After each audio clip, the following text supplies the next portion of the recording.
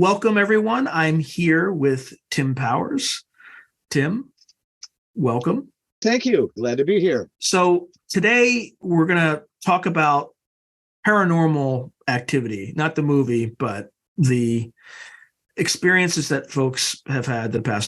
Nothing to his recollection has ever happened to him that he would classify as a paranormal experience. He has been very adjacent to some of this activity by having a friendship with Philip K. Dick back in the day. I'm sure there was some crazy stuff that happened from that, but also researching.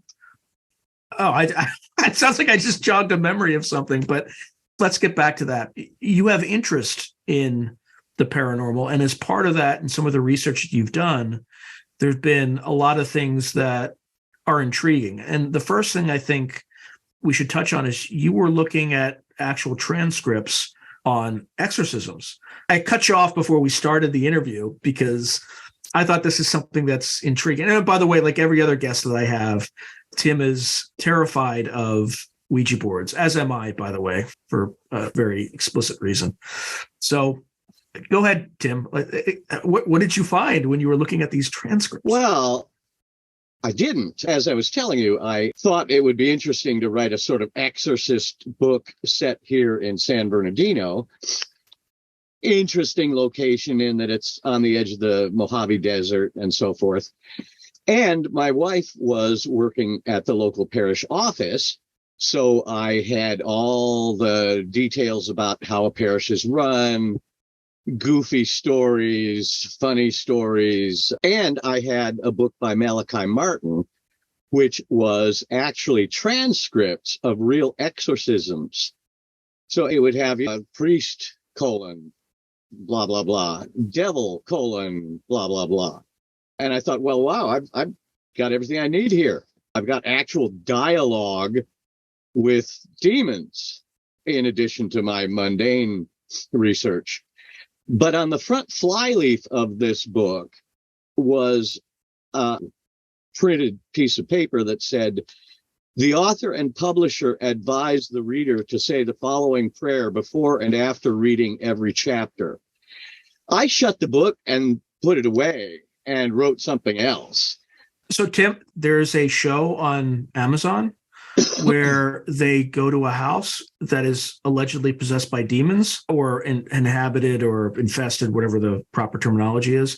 And there is a warning at the beginning of the film saying that demons can propagate through various media, including video. So be forewarned. So I immediately nope, not watching this. Look, I'm not afraid of much, Tim, but that is the one thing that my Catholic upbringing has made me absolutely terrified of. Well, I'm glad mess with that. I'm glad it has stuck with you. I like to think that Catholicism is like a virus. You might be in remission for decades, but one morning you wake up and it's all over you again. But yeah, I'd rather camp out at Chernobyl than actually play with Ouija boards. For one book of mine, I had to get a Rider-Waite deck of tarot cards. They're the ones with a picture on every card, and they're intriguing, mystifying pictures. A seashore with 3 swords stuck upright in the sand and a hooded woman weeping in the foreground. And you think, what is that? What's that? It's an illustration for a story. What's the story? And so I made a lot of use of that deck, but I would never shuffle it. One time at a convention, somebody was doing tarot card readings, and they said, Powers, let me do a reading for you. And I said, nah, I'll pass. And a girl came up afterward and said, you were smart to pass on that. I used to do tarot readings all the time, and I looked at it as my movable window, which I could relocate to get the facts about any situation I was curious about. And then late one rainy night, I was laying out my movable window, and I got the clear impression that something on the other side had blundered past and looked in at me. I knocked the cards to the ground, but I knew it was too late. It now knew me and where I lived. And so I thought, see, that's why I won't do it. So funny you mentioned that. I actually this morning interviewed Angela Ford, who was in the Stargate program. Oh, yeah. But while she initially did extended remote viewing, she also did automatic writing and sometimes used tarot cards. And at the very beginning, it was eschewed in the unit because for various reasons, most of which is it wasn't scientifically valid as remote viewing was. But I think there's something to all this stuff. Remote viewing is packaged in a way that is more acceptable to definitely. policymakers. It's presented as cutting edge science. Right. And I think all of these things work in certain ways. They're just different methods of focusing whatever abilities that people have. Now, some of these things, though, I think are even people who claim to be mediums and things like that will tell you not to use Ouija boards.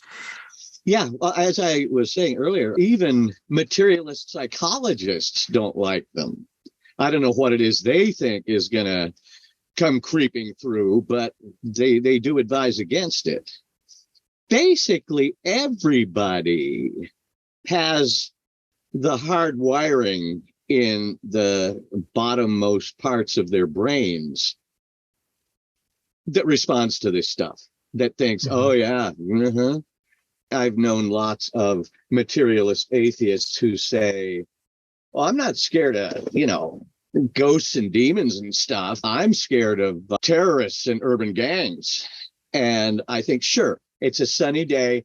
There's a lot of people around. But I know if that person was the only one in an otherwise empty house at 3 a.m. and they heard something dragging downstairs, they're not going to say, I bet that's an urban gang member. They know exactly what it is. It's a werewolf. For one thing, if people didn't have that circuitry, that susceptibility, nobody would read my books or any fantasy stories. Atheists say, I can't watch a movie like The Ring. And say, well, you don't believe in any of that stuff. No, they don't. But their bottom brain does. Mm-hmm. Their bottom brain gets all in an uproar. Well, it's like a cat's instinctual response to anything that remotely resembles a snake. Yeah. I remember reading about some experiment where scientists raised like 10,000 chickens in a warehouse, million generations. Any particular chicken, his great-great-great-grandfather never saw the sky. But they cut out the silhouette of a hawk out of cardboard and ran it under the ceiling on a string, and the chickens all went nuts. And if you had asked any of the chickens, how come you went crazy when that cardboard thing went over? I don't know, man, but that thing gives me the creeps. It's like silhouette recognition on a very deep level.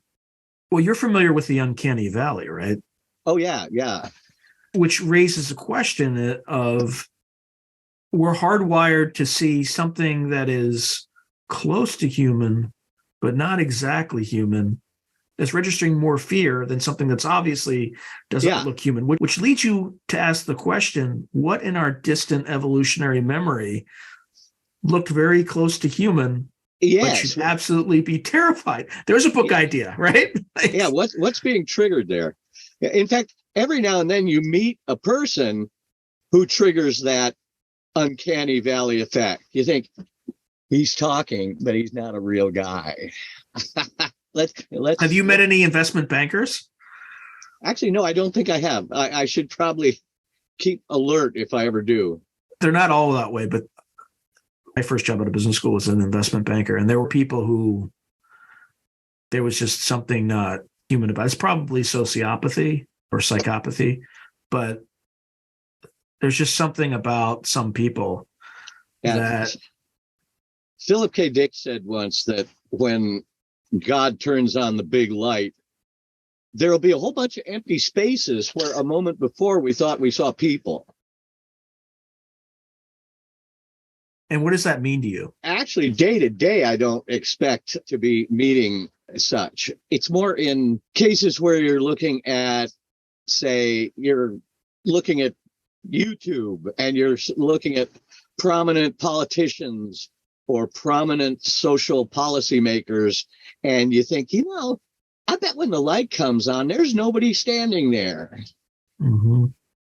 And it's that feeling over the last decade feels like it's heightened, but not just, and I don't mean just in a malevolent way. I mean like in an intellectual way. Some of these people have such a high intellectual deficit that you just wonder, how did they get to where they are? Yeah. Like, what happened? Yeah, I remember the first time I was probably a teenager when I saw on the news some politician talking, and I realized he's not very smart. Mm. And it was alarming. It was as if you noticed that the pilot of the plane you're getting on is drunk. You think, wait a minute, but he's in charge. It's alarming that we've got people who visibly aren't very smart in charge. Well, the scarier ones, and I'm trying to, I'll tell you who this, you'll probably be able to figure out who this politician is with context, but I'm trying to be relatively neutral. But there are some politicians who will constantly blame somebody else for high gas prices. And then you kind of say, you do know that in your state, it's the highest gas tax in the country, right? There is something you could do about that, right? Right? You could do something about that. And the next day, and it'll be about 80 people who make that point. And then the next day, similar tweet. Then the day after that, similar tweet. And the day after that, and the day after that, and the day after that. And at some point you wonder, this person's not the stupid. They are willfully engaging in this lie of not taking responsibility for anything. Well, yeah, it's sort of like when you get into an argument, debate, polite discussion, and you have a disagreement and you present definitive evidence that, in fact, you're correct. And the next day, they come back with the same argument. I said, don't you remember yesterday I showed you, look, and you acknowledged it, which of course means there's no teeth on that gear wheel. You're not going to get any progress made. And so you go home and play with the cats. Yeah. I mean, they're either stupid or psychopaths, because psychopath, by doing that, doesn't drive them crazy, but it drives you crazy. And that's the point. That's true. So Philip K. Dick, Okay. What sorts of things in your interaction with him that he may have related to you that were just odd or otherworldly or in some way? He was a big fan of the I Ching, divination, old Chinese device. In fact, when he wrote The Man in the High Castle, at many points throughout that novel, the characters, confronted with some awful problem, throw the I Ching and use the results to decide what they're going to do. And at those points when he was writing the novel, he did throw the I Ching and gave his characters the results that he got and had them behave accordingly. And so in a way, the I Ching was kind of a collaborator with him on that novel, because he had the characters do what the I Ching advised as he got it for them. And when I knew him, he had a battered old copy of the standard old I Ching text with an introduction by Carl Jung. And when he would have girlfriend problems, he was always hauling it out and throwing the coins and noting the hexagrams and looking it up. And it was always somehow seemed always to be late at night. And we'd always had a few glasses of wine. And I swear he got real results, valid responses from the I Ching, which made me resolve never to touch the thing. Yeah, he consistently had his faith in it apparently confirmed. Sometimes he was mad at it. Sometimes he objected to the answers, and he'd put the thing outside overnight to teach it to be a little more cooperative. But yeah, he was always pretty credulous with it. What sorts of things did he use it for, aside from helping him resolve plot points and character points? Mostly girlfriend problems. Is she interested in me? Is she interested in him? Why is she acting so weird? Stuff like that. I don't know much about the I Ching, but how would it present solutions to him? Well, what you get is 6 lines, depending on whether you get heads or tails with these 3 coins that you throw. And there can be what they call a moving line, which is maybe you got like 3 heads or 3 tails. And that kind of indicates, see the footnote. And there's 64 possible answers, as I recall. And given these 64 possible answers and the possible footnotes, there's really an answer for virtually any question if you're willing to say, okay, it's a metaphor. How does this metaphor apply to my situation? I know he always said there was a 65th hexagram, and the 65th hexagram was University Avenue off-ramp. And nobody ever got it till somebody asked the question, how do I get to Berkeley from here? Well, he joked about everything. He believed he had been contacted by God most of the time. Other times he thought that was just acid flashback or something.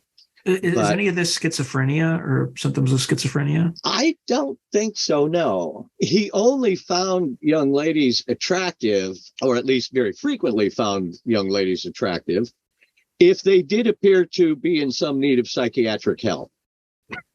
This wasn't uniform, but they figured substantially. And so he found himself in some colorful situations sometimes and put himself in the way of weird trouble. But no, I don't think he was schizophrenic or in any way more mentally unbalanced than all the rest of us. But he would get in all kinds of weird trouble. At one point, his house in Northern California was broken into while he was out. And it did happen. I've seen photographs. Every window was broken in, and below the window outside were heavy boot prints and piles of heavy-duty Ziploc bags.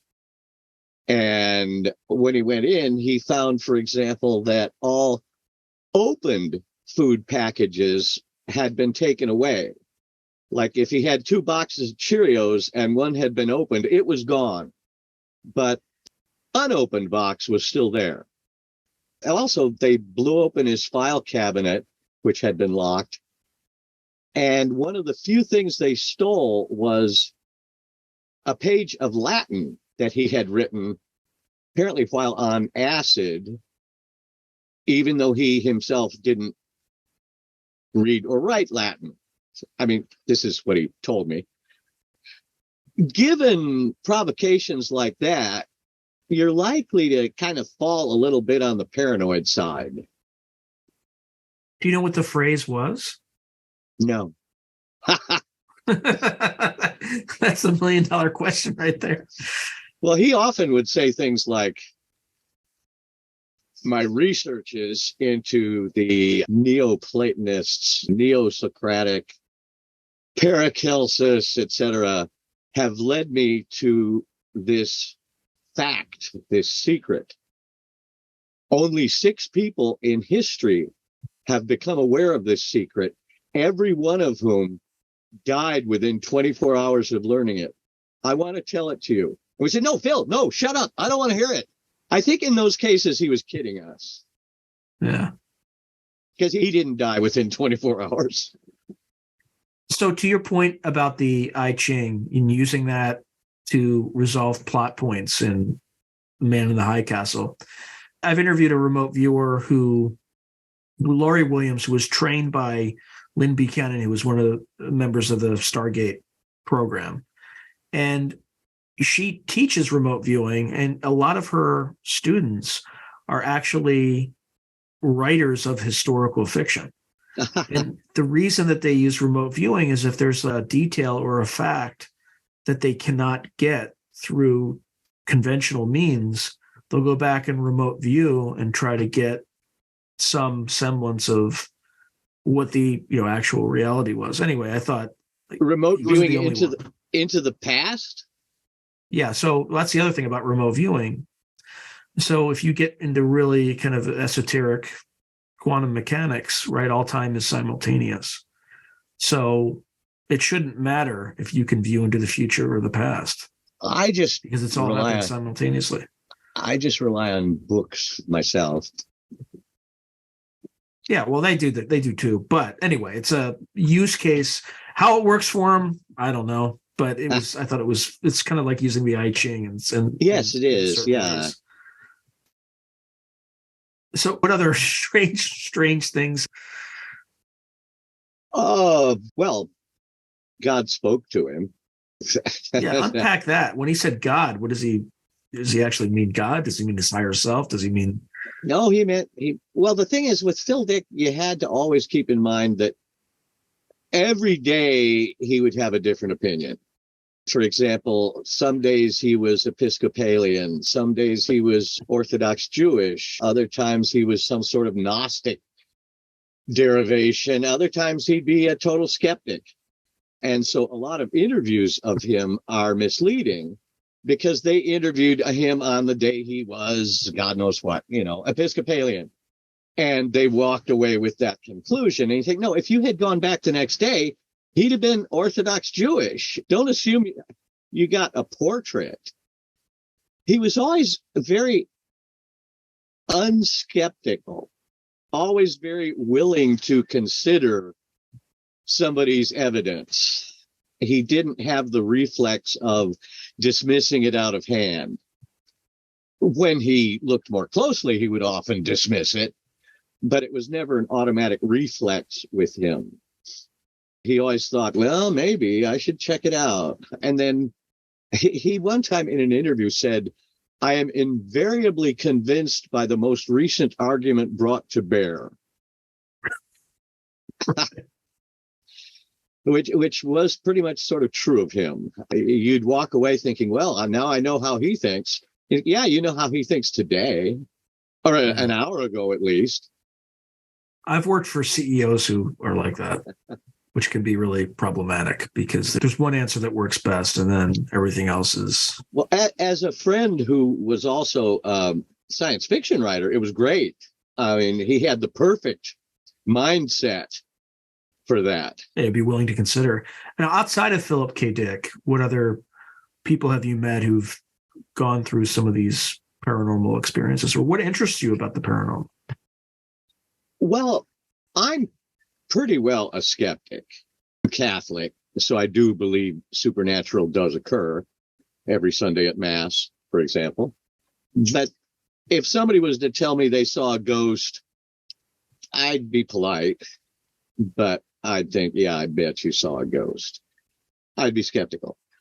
But the reason I like to write fantasy novels is that we do still have, every one of us does still have that circuitry in our heads that lights up at that provocation.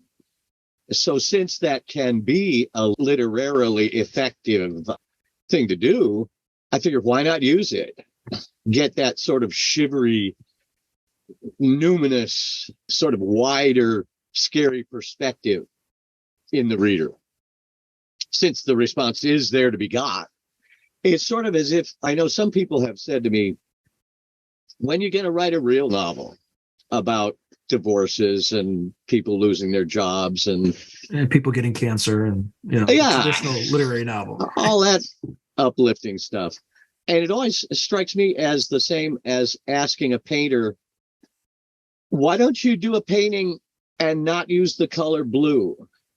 I think, well, the color blue is there. People do see it. Why should I arbitrarily restrict myself? And that sort of response to the supernatural is in everybody's head, ready to be provoked. What if it's not supernatural? Well, it almost wouldn't matter. Even if it's just some sort of genetic memory of when we were all hominids climbing around in trees in Africa.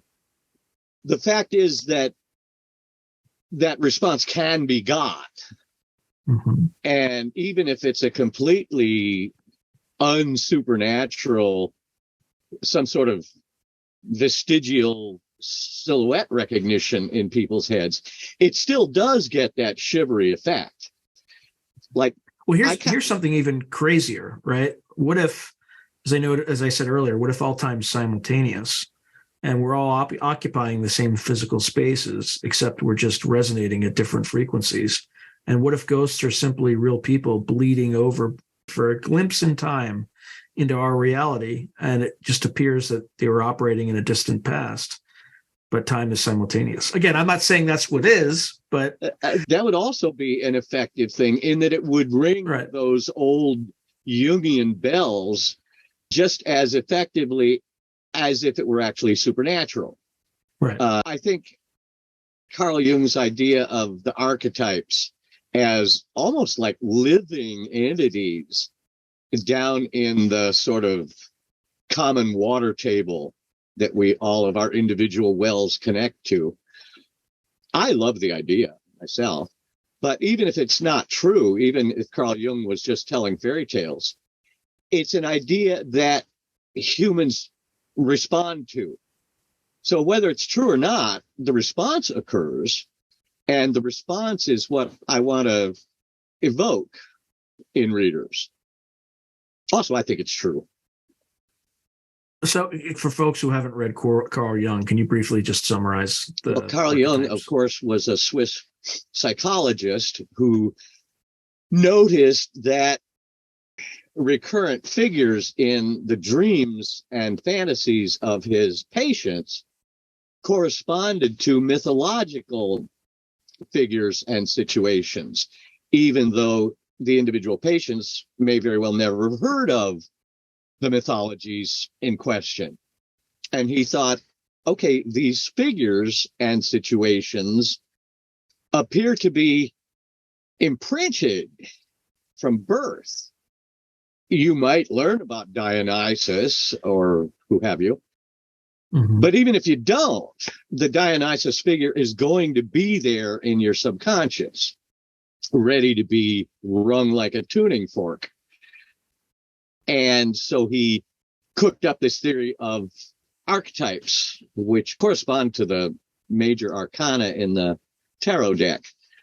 And by recognizing them in your dreams, I suppose, presumably there was some sort of therapeutic value to be got. I always sort of stopped before that and thought, I don't care if it's therapeutic or not. It's damn fascinating. And I don't even care if it's true or not.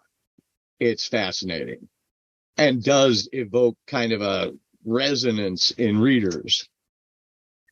Now, one thing we haven't talked about yet, but I'm going to throw this out there. In 2018, the Pentagon released these cockpit videos of what they're calling now UAPs, which is just another word for UFOs that's not as Latin. What's your view on that whole phenomenon? Well, as a matter of fact, my most recent book dealt with them. Anonymous aerial AET? Anyway, UFOs, yeah. Unidentified aerial phenomena. Right. Well, I remember looking at the videos that the Pentagon released and Navy flyers and reading the accounts. And I noted things like they would disappear abruptly. They would move at incredible speeds, Mach 5, and make abrupt, acute turns. And I thought, okay, well, nothing can do that. No physical object can do that. I mean, never mind what would happen to a passenger in a vehicle that was traveling at Mach 5 and abruptly, with no deceleration, changed course. The atoms would fall apart. Matter would bust up. And so I thought, okay, well, they're not real objects then. What are they? They're obviously not physical things like my phone. And I thought of Flatland. Do you remember Flatland? book by it's in the Abbott. late 1800s. Yeah, it's about a two-dimensional world. Yeah, I think a looking two-dimensional world, and the inhabitants have no conception of up or down, above, below. And for example, the only way they could recognize a circle would be if the line they perceived didn't change its length as they moved around it. A rectangle would appear to shrink and expand as they moved around it. I thought, well, now, if I was looking at that world, that little two-dimensional sheet there, and I was to poke my fingers into it, how would they perceive that? They'd see sudden appearance of 5 lines, which then would abruptly disappear. They would be like creatures inhabiting the surface of a pond if somebody threw a pair of shoes into the pond. They would not be able to perceive it as a pair of shoes or my fingers poking into their two-dimensional world. They'd perceive it in their limited sensorium. I thought that's what these UFOs are. Absolutely could be from a higher physical dimension, right? They are from a dimension that, by comparison, ours looks like flatland, and they're interfering with us. And since we can't comprehend the full scope of them, we see only the interference, which is these silvery looking things that make abrupt changes in course. Now, I'm not saying this is real, but as a basis of a book, it was a lot of fun. I love messing with scarcely comprehended math and science in my books. I'll read something about like Young's 2-slit experiment with the electrons going through one slit or the other. Oh yeah, the Michelson experiment. Right. The fringe patterns, right. And you get the interference fringes on the screen behind it. I'll read that and think that'd be cool in a novel. And having misunderstood it, I'll get some colorful effect in a book. Like somebody might say, Powers, that was micro phenomena. You've made it macro, like you can drive a car in it. In fact, that's kind of cool. What if you had a big wall with 2 vertical openings and you drive a car through one, or you drive 2 cars through at the same time? What would constitute interference fringes? Anyway, by translating these physics phenomena from micro subatomic level to macro something in your front yard, it can make for very good fantasy story effects. Though a real physicist would say, Powers, your misunderstanding of this issue is enormous. I think, it's ghosts. What do you want? Yeah, it's at the micro level for sure. But there's a book, and it might well be out of date at this point. And the book's still around, but the concepts in it might not change. But you should check out. It's called Stalking the Wild Pendulum by Itzhak Bentov. And it covers exactly some of these things. He talks about this pendulum experiment, right? Where you're moving a pendulum back and forth. But when it stops, there's something called Planck's length, which is some infinitesimally small period in time where all the molecules in that ball wink out of existence, because that's the length at which quantum effects start. And for that instant, that ball is everywhere and nowhere all at once. Because of this. See, I love this kind of thing. I would have a guy with a pendulum causing some kind of weird effect with that. And I would say, well, it's because of Max Planck and quanta, and Einstein invoked it with the photoelectric effect. This is, trust me. Yeah, so this goes with everything is resonating. It's coherent at a certain wavelength and frequency, right? But at that point, it reaches the point of decoherence, where it's everywhere and nowhere all at once. And it's traveling at, an infinite speed. That's why we can never.